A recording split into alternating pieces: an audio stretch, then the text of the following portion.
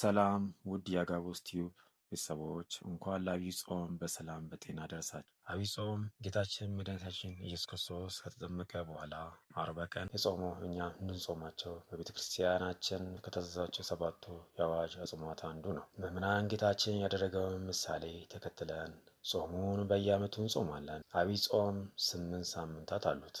በውስጡ 8 ቅዳሜዎች፣ 7 እሁዶች ይገኛሉ። ይኸውም 15 ቀን ማለት ነው። እነዚህ ቀናት ከጥሉላት እንጂ ከእህል ውሃ ስለማይጦሙ የጦሙ ወራት 40 ቀን ብቻ ይሆናል። ጾሙ በተለያዩ ስሞች ይጠራል።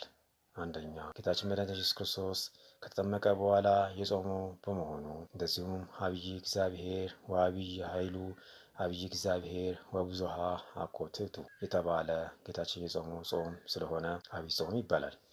ሁለተኛ ሁዳዴ ጾም ይባላል። ይህም የመንግስት እርሻ ወይም ማንኛውም የህዝብ ብዛት ያለበት ስራ ሁዳድ ሲሆን ዐቢይ ጾምም ከአጽዋማት ሁሉ ብዙ ቀናት ስለሚጾምና ኃያሉ አምላካችን ስለ ጾመ ነው። ሶስተኛ በዓተ ጾም ይባላል። የጾም መግቢያ መባቻ ማለት ነው። አራተኛ ጾመ 40 ይባላል። ጌታችን መድኃኒታችን ኢየሱስ ክርስቶስ የጾመው 40 ቀን ስለሆነ በማቴዎስ ወንጌል ምዕራፍ 4 ከቁጥር 1 5ኛ ጾም ኢየሱስ ይባላል። ጌታችን እርሱ ጾሞ ጹሙ ብሎ ስላዘዘን 6ኛ ጾም ሙሴ ይባላል። ጌታችን መድኃኒታችን ኢየሱስ ክርስቶስ ጸራዔ ሕግ እንደመሆኑ 40 ቀን 40 ሌሊት ጾሞ እኛን የእርሱን አርአያ እንድንከተል አስተምሮናል። ስለዚህ ውድ የአጋቦስ ቲዩብ ተከታዮች ከጾሙ በረከት እንድናገኝ እግዚአብሔር ይርዳን። ይቆየን።